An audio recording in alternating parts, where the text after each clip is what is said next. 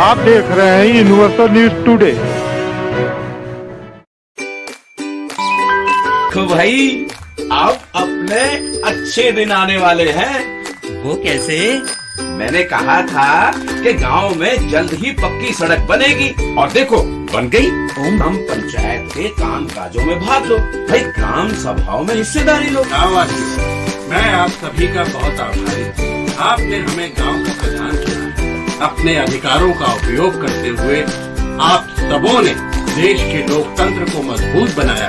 हम अपने पंचायत की आर्थिक तरक्की और सामाजिक न्याय की प्रक्रिया को मजबूत बनाएंगे।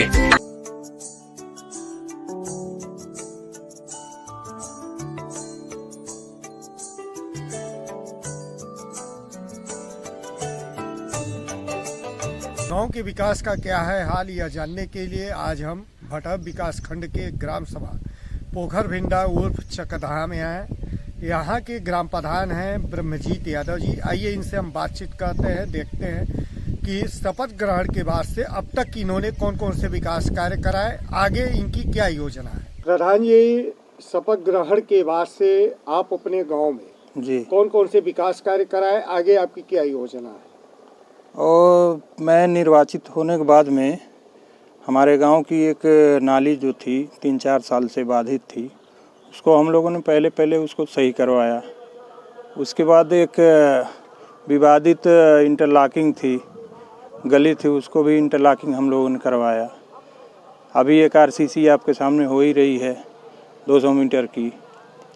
और फिर सचिवालय भी मरम्मत कार्य हुआ है और प्राथमिक विद्यालय पे बाउंड्री। आपने अपने गांव में और कुछ मजदूरों को रोजगार देने के लिए मनरेगा से कुछ चक्रों का निर्माण व मरम्मत कराए होंगे। जी उन सभी को जोड़ दिया जाए तो उसकी लंबाई किलोमीटर में चली जाएगी।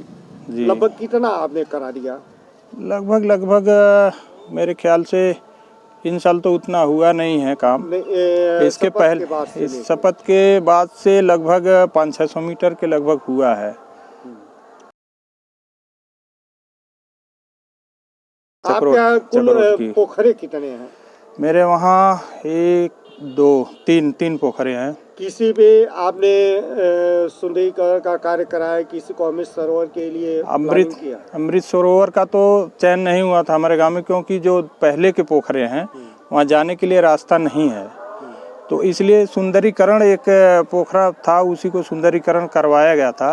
बाद में एक शासन द्वारा वो प्रस्ताव हुआ कि एक नया पोखरा खुदवाया जाए, तो हम अपने यहाँ एक 20 मीटर बाई 20 मीटर का नया पोखरा खनवाए हैं। तो जो नया पोखरा आपने बनवाया है वहाँ छठ घाट भी है? जी और नहर भी है जी। तो और आपके पास वो जमीन भी है जी पर्याप्त। तो वहाँ क्या पर्यटन के लिहाज से भी कुछ करने जा रहे हैं? बिल्कुल, मंशा तो यही है, आगे चलकर उस जमीन को पर्यटन के हिसाब से इस्तेमाल किया जाए। और अब आगे देखिए व्यवस्थाएं सोच है हमारी कि कुछ उसमें अच्छे कार्य हो और गार्डन वार्डन थोड़ा बन जाएगा तो अच्छा ही रहेगा। मेन रोड पे है।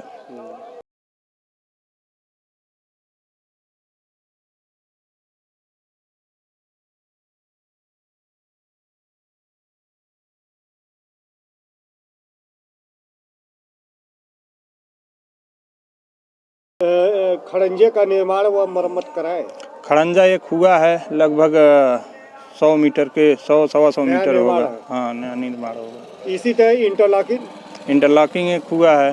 कितना? लगभग 70 मीटर का।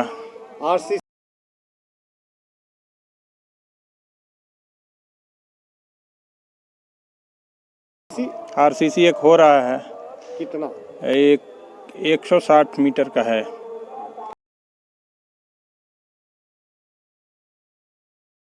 नाली का निर्माण तो अभी नहीं हुआ है, एस्टीमेट बन गया नाली का, नाली बनवानी है। प्रदेश सरकार के निर्देशों पे जो है तत्कालीन जिलाधिकारी प्रत्येक ग्राम सभा में ग्राम निधि से जी विद्यालयों का कायाकल्प करवा रहे थे जी। ऐसे में आपके यहाँ कुल कितने विद्यालय? एक विद्यालय है। उसमें आपने कुछ काम कराए? काम करवाए हैं, पहले जैसे वायरिंग था ये सब करवाए हैं। अभी एक एस्टीमेट फाइल बन गया है, एस्टीमेट सब फाइनल हो गया है बाउंड्री वाल का। तो बाउंड्री वाल अभी ये गेहूं ज़मीन का पैमाइश हो गया है, अब गेहूं कटने के बाद में वो बाउंड्री वाल शुरू हो जाएगी। प्रदेश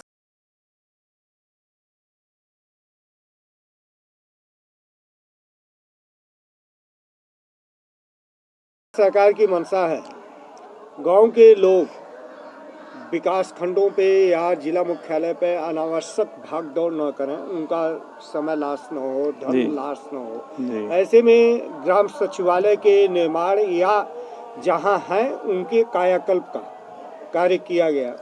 आपके यहाँ ग्राम सचिवालय भी आपको मिला होगा, जी। तो किस अवस्था में मिला था और उसमें आपने कौन कौन से कार्य करा दिए? मेरे निर्वाचित होने से पहले जो हमारे वहाँ का सचिवालय था, पंचायत भवन, वो क्षतिग्रस्त हो गया था एकदम। वो वहाँ बैठने लायक नहीं था, क्योंकि वहाँ कुछ बाजार के तौर पे लोग वहाँ पे पशु ले जाकर लाते थे मैजिक में।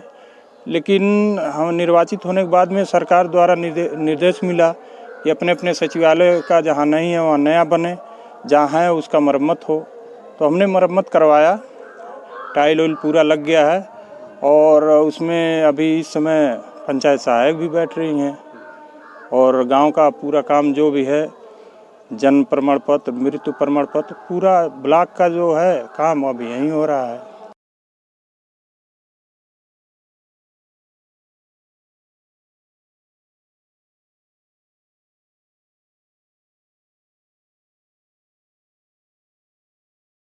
इसी तरह आपको सामुदायिक शौचालय भी मिला होगा। जी। तो सामुदायिक शौचालय में भी कुछ काम कराने पड़े क्या? जी जी।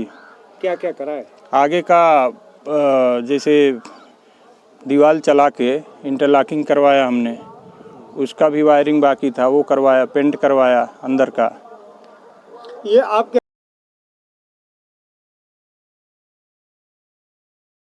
आंगनबाड़ी कुल कितनी है? एक है। क्या उसका अपना भवन है? जी जी। उसमें कुछ कार्य कराए? कार्य मैंने कराया, उसमें पेंटिंग करवाया, और अंदर में जो चित्रकारी है वो पूरा हमने ही करवाया है।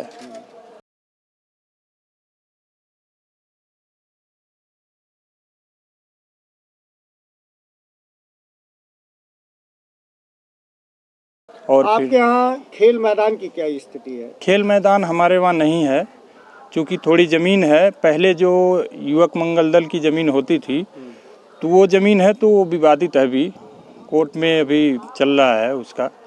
तो देखिए जब फैसला होगा तो खेल मैदान के रूप में उसको इस्तेमाल किया जाएगा। उप मुख्यमंत्री केशव प्रसाद मौर्य जी। पिछले जून में ही निर्देशित कर चुके हैं कि प्रत्येक ग्राम सभा में बारात घर व अंत्येष्टि स्थल का निर्माण कराया जाए। जी। आपके यहाँ की क्या स्थिति है? बारात घर है? बारात घर हमारे वहाँ है नहीं, और उसके लिए आपने कोई कार्य योजना बना रखा है? कार्य योजना बन गया है। अब ये अंत्येष्टि स्थल शुरू हुआ है काम, अब ये पूरा हो जाए तो फिर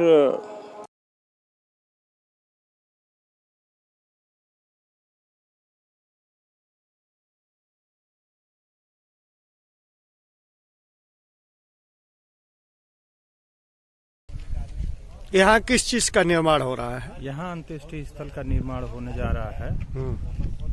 पिछले शनिवार को विधायक जी द्वारा भूमि पूजन हुआ था, उसी क्रम में आज इसकी खुदाई शुरू होने वाली है, ये जा रही है। ये जो अंत्येष्टि स्थल बन रहा है, तो यहाँ जो है अंत्येष्टि स्थल होगा, सामुदायिक शौचालय होगा, और पथ प्रकाश और जो भी बैठने इत्यादि की जो व्यवस्था है, शांति स्थल है। मतलब जो प्रदेश के उप मुख्यमंत्री केशव मौर्य जी ने जो भी योजनाएं अंत्येष्टि स्थल के लिए दिया है, वो सारी सुविधाएं यहाँ उपलब्ध होंगी। बिल्कुल बिल्कुल, सारी सुविधाएं उपलब्ध रहेगी। स्टोर रूम है, शांति स्थल है, और अंत्येष्टि स्थल है, ये सब व्यवस्थाएं यहाँ, शौचालय है, पूरी व्यवस्थाएं रहेंगी। प्रदेश सरकार प्रत्येक ग्राम सभा में पानी की टंकी की स्थापना कर रही है। जी जी। ऐसे में जल निगम के लोग आपसे संपर्क किए? जी हुआ है, और वहाँ पे बोर भी हो चुका है, वो ट्राई भी कर चुके हैं लोग। अब मेरे ख्याल से 15-20 दिन के बाद आएंगे तो अपना वो बाउंड्री वाल जो चलाना रहता है उन लोगों का, वो कार्य प्रारंभ करेंगे।